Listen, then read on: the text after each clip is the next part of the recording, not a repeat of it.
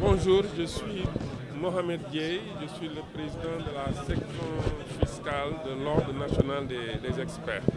D'un point, donc c'est la grande réforme de 2012, donc la réforme du Code général des impôts, où il a été beaucoup question de rationaliser ce qu'on appelle les dépenses fiscales.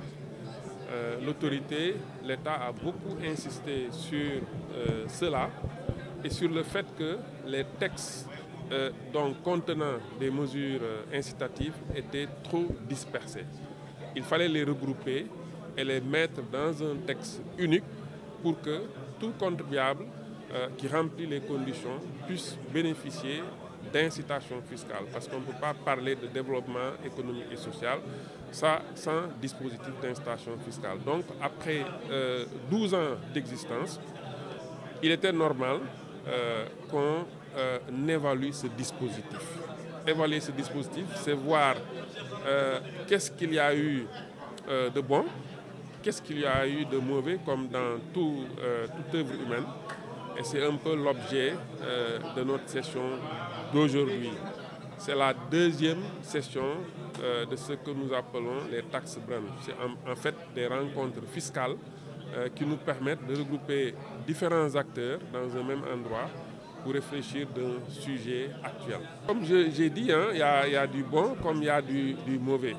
L'objectif était de simplifier, de rationaliser. Peut-être que cet objectif aura été un peu atteint. Mais nous, ce qui nous intéresse du côté des experts, du côté des contribuables, c'est l'efficacité de ce dispositif. Et aussi, est-ce que la complexité qui était l'objectif, qui est de changer, de rationaliser et de rendre moins complexe, et que ça a été atteint, ce n'est pas aussi évident que ça. Il y a beaucoup de choses qui restent à faire.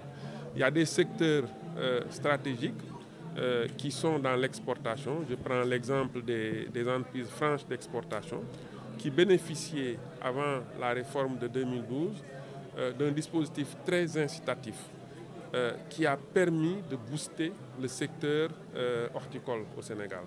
À un certain moment, vous allez dans n'importe quel pays au monde, vous allez dans les supermarchés, vous voyez le Made in Sénégal. C'est parce que l'État avait accompagné ce secteur en leur dotant de dispositifs appropriés. Mais avec la réforme de 2012, ce dispositif quasiment n'existe plus. Tous les gens qui bénéficiaient de ça s'interrogent. Est-ce que ça va continuer? Est-ce que ça ne va pas continuer? Et la mise en œuvre de ce qu'on appelle le droit fiscal commun incitatif pose aujourd'hui problème.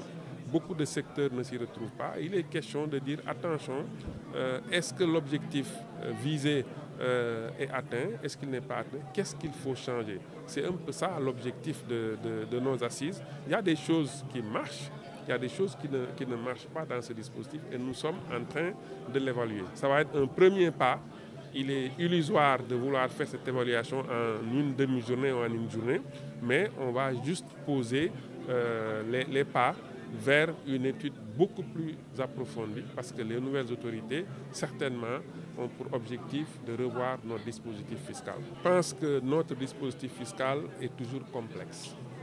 C'est difficile d'accès, même pour nous les experts, nous apprenons tous les jours. Parce que la fiscalité est déjà une matière complexe, très rébarbative. Et quand on a des textes issus de la colonisation et qu'on réforme d'année en année, on change, il restera toujours quelque chose d'inachevé. Et de ce point de vue, il y a encore des choses à faire pour simplifier le dispositif, pour le rendre accessible à tous les contribuables. Le deuxième problème, c'est l'élargissement de l'assiette fiscale. Ça, c'est un aspect extrêmement important. On ne peut pas continuer à surimposer une portion congrue des contribuables. C'est les grandes entreprises, c'est les salariés, c'est à peu près les moyennes entreprises. et laisser toute une masse de contribuables de côté. Ce n'est pas durable. Il faut insister sur l'élargissement de l'assiette fiscale et de ce point de vue, nous, experts, nous avons notre idée.